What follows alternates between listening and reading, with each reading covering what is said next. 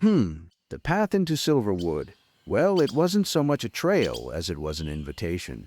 It was a narrow gap, you see, in a wall of ancient pines, just promising secrets to those willing to listen. For young Leo, it was a challenge. But for Maya, it was a homecoming. They stood there at the head of the path, their small group just buzzing with that familiar pre-hike energy. Now, are you sure your shortcut is on the map this time, Leo?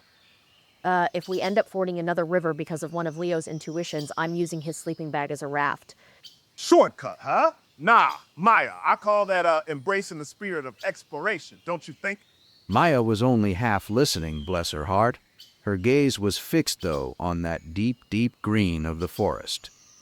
The trees, they're telling those old stories today, darling. Can you hear it? That sigh of the pines? Why, it's just the first stage. And with that, they stepped inside. The world, it changed instantly. The noise of the parked cars and the busy world just faded away, replaced by a profound, living silence. Was the riding covered by 50 and a story built in middle 7.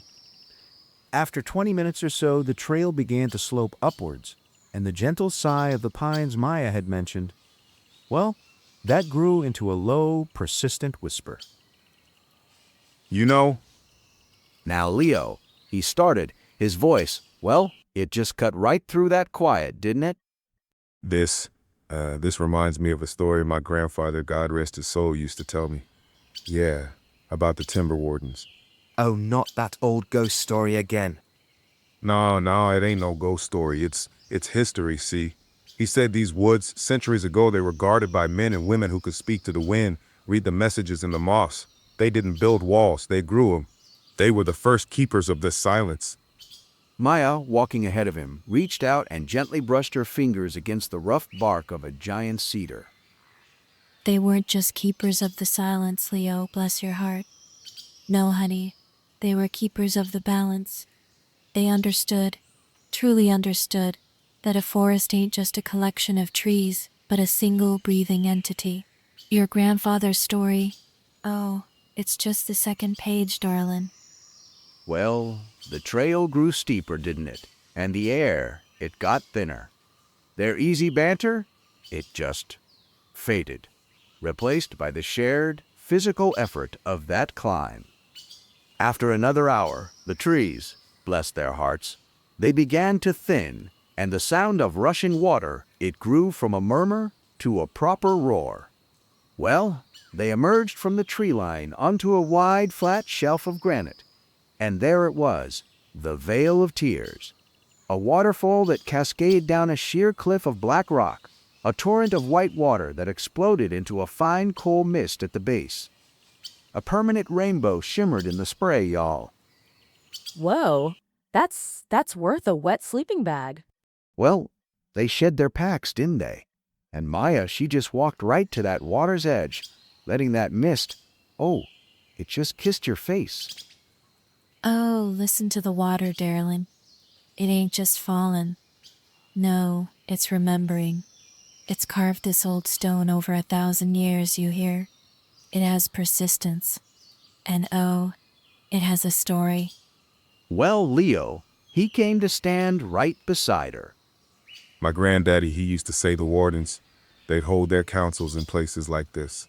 Said the water itself, it carried their words, washing them clean of any deceit.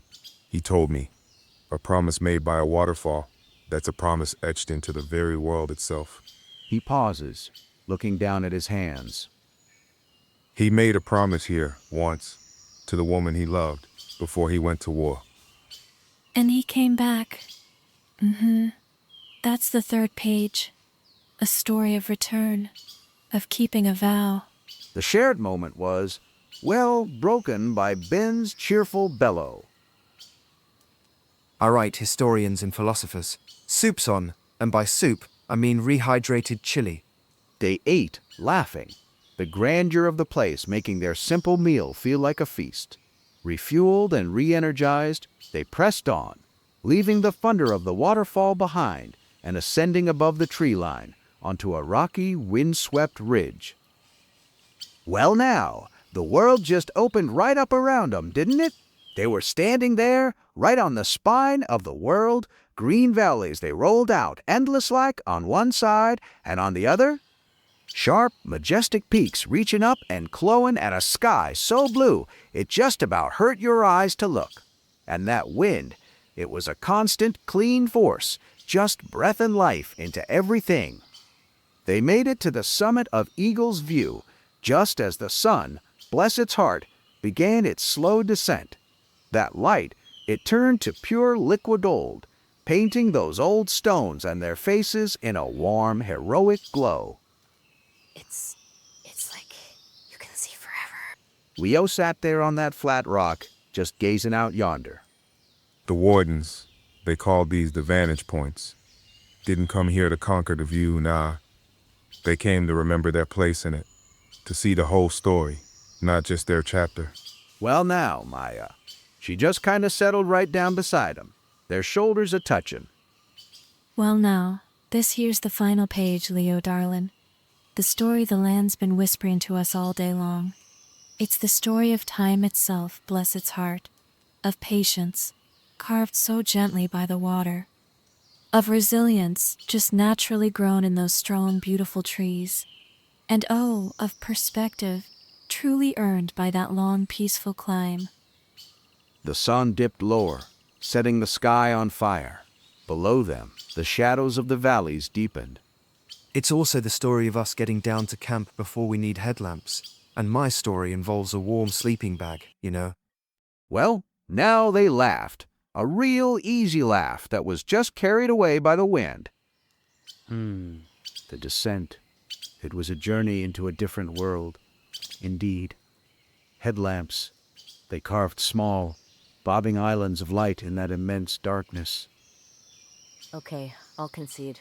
The shortcut was worth it, but I'm still not fording any rivers in the dark. Their camp, well, it was a welcome sight indeed. Then he had a fire crackling in minutes. The smell of burning pine sap and steam from their meals, it just filled the air. As they ate, the conversation just kinda lulled. Leo, he just stared into those flames.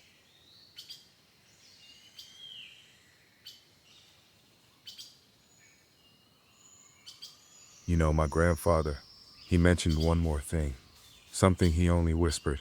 He said the true heart of the forest wasn't the waterfall or the summit, no, but a stone that whispers. Oh, great. A talking rock, huh? And what's it saying? Go home. You're tired. Nah, see, he was never clear, Ned. He said it wasn't a voice you hear with your ears, but with your, I don't know, your bones. He said if you find it and if you're quiet enough to listen, it doesn't tell you your future. It tells you your truth. Well, Maya, she looked up from her tea.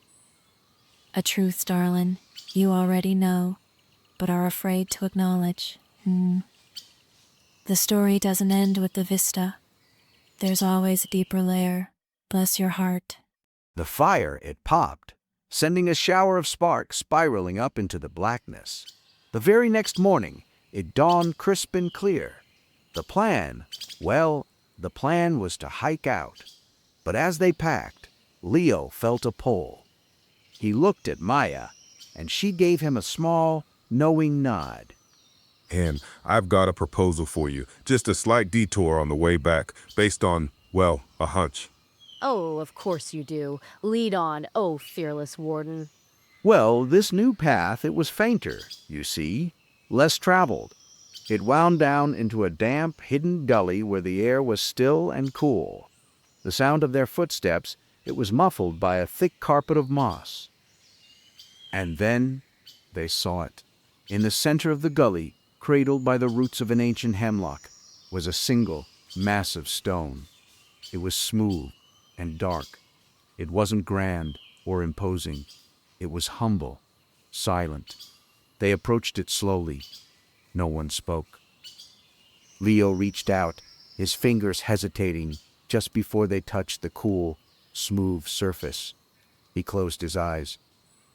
And then it came. Not a sound, no, but a certainty. the memory of his grandfather's hands, and the unspoken disappointment in his eyes when Leo talked about leaving for that distant gray city. And the truth, too, of his own unhappiness in that concrete world. His eyes snapped open. He looked at Maya, who was watching him, her expression soft and understanding. Well, is it giving you stock tips? Leo, well, he let out a breath he didn't even realize he'd been holding. And then, a genuine, relieved smile. It just spread across his face, plain as day. Nah, it's telling me to go home, my real home. He looked around at the mossy gully, at his friends, and at Maya. As they hiked out, the forest, well, it seemed to approve. Sunbeams broke through the canopy, illuminating their path, and when they finally stepped out of the tree line, the real world felt both louder and, somehow, simpler. As they threw their packs into the car, Maya placed a hand on his arm. So, what's the next chapter, Warden darlin'? Leo. He looked back at the dark, inviting mouth of the forest. And then, he smiled. We write it? Yeah. They stood in silence by the car, that silence of the forest still echoing in their ears, like a distant hum. The air smelled of asphalt and dust, but their lungs, oh, they still remembered the pine fresh cold. Well, Warden, your real home is waiting for us to stuff all these tents into the trunk. Aw, leave him alone. He found a talking rock after all. That gives him lifetime route picking privileges. Duh. Well, Leo, he just tossed his pack into the car. His movements, oh, they were light and decisive, weren't they? That decision, the one that had been brewing for months, and then, well, it just crystallized at that mossy stone. Now it didn't seem frightening at all. No, it felt like the only right one. He wasn't going to chase a career in some stuffy metropolis anymore. No, sir. His world, it was right here, among these mountains. Maybe, just maybe, he'd open a small guiding outpost, lead folks on trails and tell them the stories of the Wardens, just like his grandpappy used to do.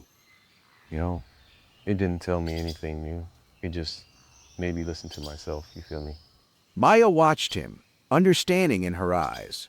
Oh, she had always known. She just walked right over and silently took his hand. Her touch was as clear an answer as the quiet voice of the forest.